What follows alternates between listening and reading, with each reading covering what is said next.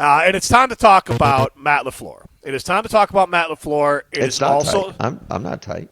It is also time to talk about Jordan Love. I am not going to let Packer fans separate those two because Matt LaFleur deserves every bit of blame right now for the Green Bay Packers and their struggle, but Jordan Love is not Jordan Love if he doesn't have Matt LaFleur and the most quarterback-friendly offense out there available to him.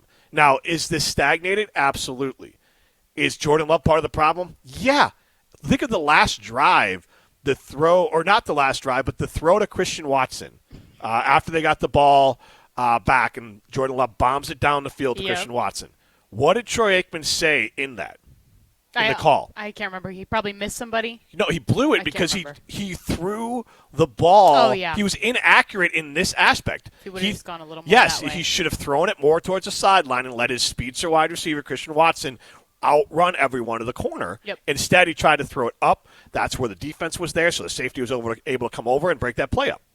Okay. There were multiple times during the game where Jordan Love, and Troy Aikman would call it out, Jordan Love didn't see a receiver. If you watch the broadcast back, Troy Aikman would be like, well, that guy was open there. So-and-so was open there. There were some drops. Now, I haven't had a chance to look. I don't think all the quote-unquote drops the fans would call drops are technically drops because the NFL is a little bit more, I would say, conservative on what's calling a drop. Like, there was a couple throws where, like, all right, you throw a 50-50 ball and a Packer guy gets a hand on it. That's not a drop. That's a 50-50 ball. You touch your hand, you're supposed to grab it. But that's not an official drop. So the one that Bo Melton had was a drop. Yes, that was a drop. Without a doubt. That's not the one I'm talking about. I did see a stat that coming into this game, the Packers receivers are actually tied for the fewest drops in the NFL. They completely switched from last year. I think they had one. Yeah.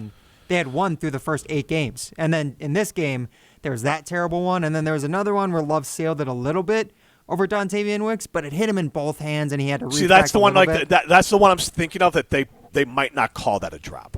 If it's not a drop, it's still a play that a receiver should be making. Absolutely. But I'm just saying that those are two different things. And that's where the advanced stats coming through. But Jordan Love was not only inaccurate in his completion percentage, he was not putting the ball where he is capable of at his peak throughout the entire game. Because you mentioned that Wicks ball. That could have been placed in a better spot. Heath is absolutely a drop, but Heath still Melton. was what's that? Melton. I'm sorry. Melton. Melton. It's irrelevant. It doesn't. It literally same doesn't guy. matter. They both Bo Heath, for all I know. They're the same not guy. starting wide hold on. receivers, nothing. One thing I will say is that maybe Jordan Love should have known better than to try to throw the ball to a cornerback for his own team who's playing wide receiver, because that's where they were at this point. But also, and again, that was a good throw, but it's still, he could have let him more. He dropped he had to fall a little bit. It's still a drop, without a doubt. But Jordan Love is capable of being pinpoint at times. So he's not the sole problem, and neither is Matt LaFleur.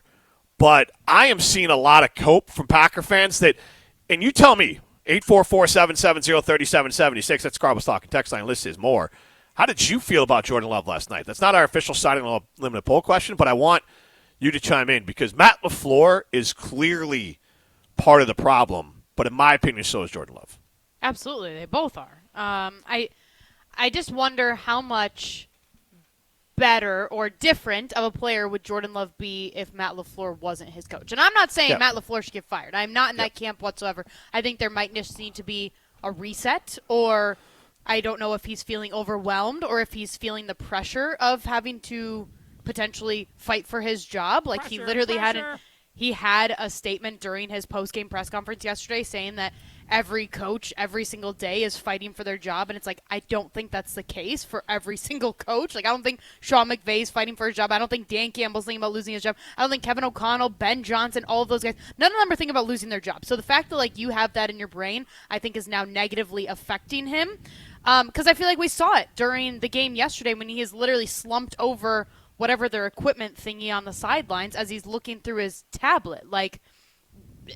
I think I just think that there needs to be some kind of reset, and they just need to have a game where it just clicks instead of them seemingly fighting for their lives in every single game. Well, because for an example here, that 4th and 1, and like I said before, I'm an expert on bad quarterback play and quarterback development because I've seen it always fail. And bad coaching. I've seen a lot of it. I've seen 2 good coaches in my lifetime as a Bears fan, Lovie Smith, and I think we see one now in Ben Johnson. It's still too early to fully crown his ass, but it's looking optimistic.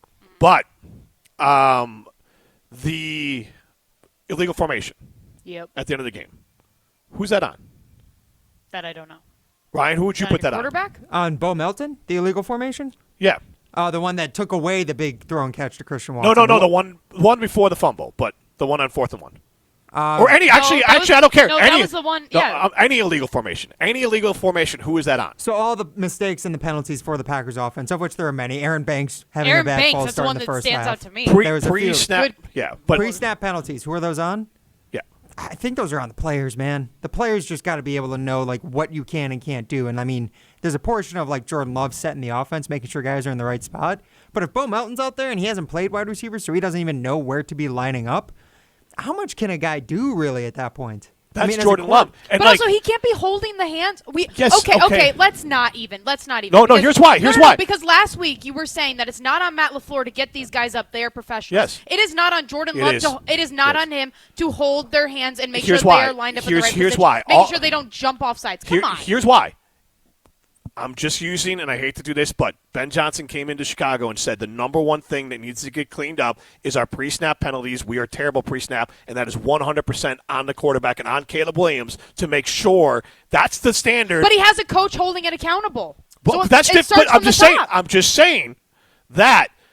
It's the small When things. I read the critiques and the growth of Caleb Williams, like for an example, everyone's like, the Bears and Caleb played his best game last week. Not because of the heroics. They only had 3 pre-snap penalties, and only 1 could be attributed to Caleb Williams. Because illegal formation, that is on the quarterback. Because here's what the problem is, and I don't know each one. Sometimes it's where you lined up, and that's just bad luck. Sometimes it's, are you snapping it before the receiver resets? That's 100% on the quarterback. So I just want to point out that for the most part, my experience in how coaches and teams grade a pre-snap penalty, a false start, that still could be on the quarterback too if it's a cadence issue. We never know those sorts of things. Or it could be that Aaron Banks is way overpaid and doesn't play. I don't think that's. I think you're right on that. I don't think that one. I'm just saying that when I read stuff about the development of quarterbacks, because I've always had to live in that world, the cadence and making sure pre-snap penalties are nipped in the bud 100% is part of the evaluation that head coaches and offensive coordinators and developers put on quarterbacks. Okay, and that's exactly where I'm going to come back to, is if you say that it comes from the top, that this is the pressure and this is like the things that the coaches and the coordinators are making their quarterback change, that stems from the top. Yes. Because if Matt LaFleur or whoever is running the top is letting these little tiny minute things go and then they just keep trickling, then what's going to happen? The way that the game ended up yesterday and the way that the offense played, and actually this entire season, the amount of penalties that this offense has had has been atrocious. That comes from the top. True. Now, should Jordan Love be a good enough player if he's getting paid the amount that he's getting paid and if he's who we want him to be? Should he be a good enough player to be able to correct those things? Yes, but if he doesn't have somebody else breathing down his neck to correct it, is he going to be motivated to do so? And that goes back to Brandon in Tulsa, who texted me at Jim Rutledge on Twitter, and also he called into Willie and Tausch with the same take that maybe Love and LaFleur are not a right match. And again, I will go to this. Matt LaFleur, coming into this season, by all the play-calling nerds and all the top people out there, has been considered over the last 5 years, if not longer, including his time with Jordan Love, as one of the best offensive designers and one of the best play callers in all of football. Okay. Let me finish. He just didn't finish calling. He didn't stop at that. He didn't forget how to do it. Now, could there be a case that his coaching style doesn't gel with how Goody wants to build a team and with Jordan Love's quiet leadership, we'll call it, and also maybe Jordan Love needs to be held to a tougher standard? Again, I'll go back to teams, and I'll try not to do this, but when Eberflus was fired in Chicago, they're like, I need a coach. All the players like, we need a coach that's going to be a red ass. That's just going to be on our case. That's what we want. That we want someone holding us accountable at all times. It's not about rah, rah, rah. It's about don't let anything slip in practice. Now, if you want to tell me that Matt LaFleur has started to let the small things slip in practice and Jordan Love needs to be more of a taskmaster on Jordan Love for how he's going to compete and how he's going to be, and with these young players, they're all going to need more prodding of like, don't be lazy and don't let anything slip in practice, and then it won't slip into games. That I'll buy.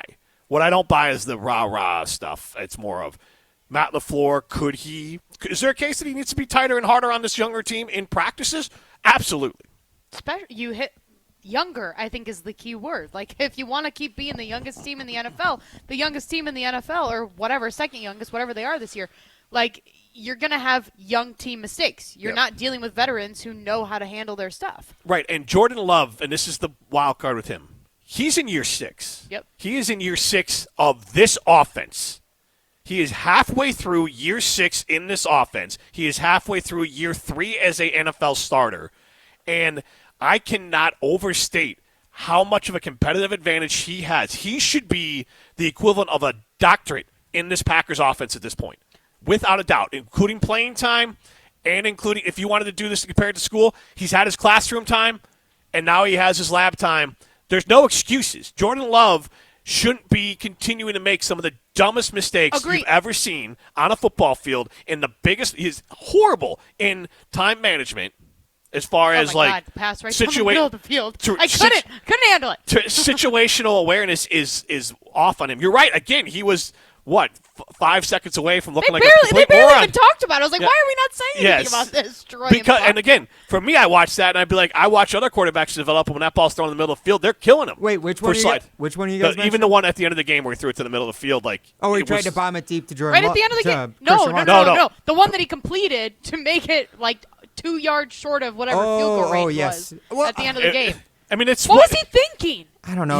He took what was open. Yeah, it's at that point. He took what was open, but that wasn't a good decision. The bigger mistake is the play right before that Jim brought up earlier too. Is bombing it deep to Christian Watson. Where also like when you bomb it deep that way and you don't get it, now it's like, well, now all you have is 2 plays left. So like you're putting yourself behind the 8 ball. Like if you're gonna risk it for the biscuit and it doesn't happen, like that's on him for not hitting his receiver. Like Troy Aikman said, like it was there. Like not getting that was probably the crucial mistake on the final drive.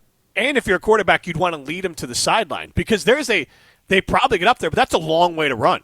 Yes. They might not be able to feel comfortable running another play even with that completion. But, Jim, you have to admit, from an outsider's perspective, because you're not a Packers fan, Matt LaFleur's play calling is stale, correct?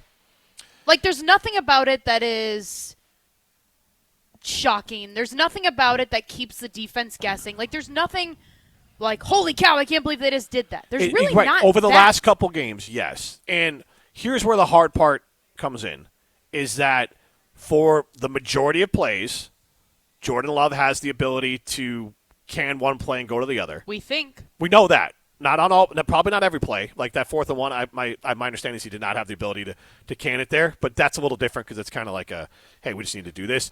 But my understanding, he does have the ability to hit the tee and take a timeout, though. Like I mean, he has the ability to stop it and find something better if he knows it's not going to work. And why wouldn't he be able to can on that play? I'm just saying if he didn't give him 2 plays. Okay, but usually they give. If Aaron Rodgers was in that situation, I know he's Aaron Rodgers is elite. Yes, but if you literally have the defense saying, "We know what you're doing. We know what you're doing." Can I tell you Can I tell you what Aaron Rodgers would do? He would change the play. Well, yes, and he'd do it with those hand signals that people got so mad about, like, oh, you're not all the guy. He'd go to the guy, the Devontae Adams. Oh, he throws to Devontae Adams too much. Aaron Rodgers would have gone up, heard him say that, done a little hand signal to Devontae Adams, and thrown a quick slant.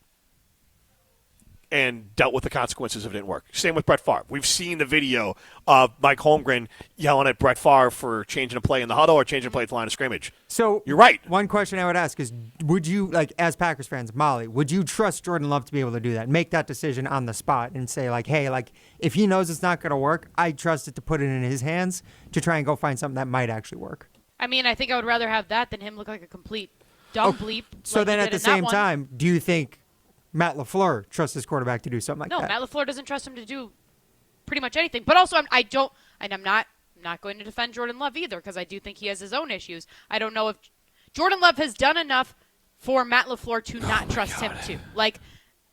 As we see on TV right now, I mean, the halftime, 2nd down. What was he doing? I don't know. That is 3 times just off the top of my head. I can see him in situational football doing the dumbest and worst case scenarios. But here's the thing. I think this is what it actually comes back to. Jordan Love is not good under pressure. He panics. Matt LaFleur is not good under pressure. He panics. They don't have anybody to balance out the situation. They're your reflection of your coach, and sometimes you need the opposite. I'll give you that. Like, if you want to tell me, because, again, I think Matt LaFleur, like Jordan Love's first year, they had a bunch of crappy games, and then they figured it out. I do think Matt LaFleur will be able to make the play calling changes. If you want to tell me that Matt LaFleur, as far as someone who sets a tone like a Dan Campbell type or Mike Vrabel type, maybe he's not that guy, the high-end attention to detail, we are going to be tight in practice no matter what. And because you can be that guy and not be a red ass. Like, you can be that guy and not be the fiery Vrabel or Dan Campbell. You still can be that guy, and you don't have to be, completely animated all the time.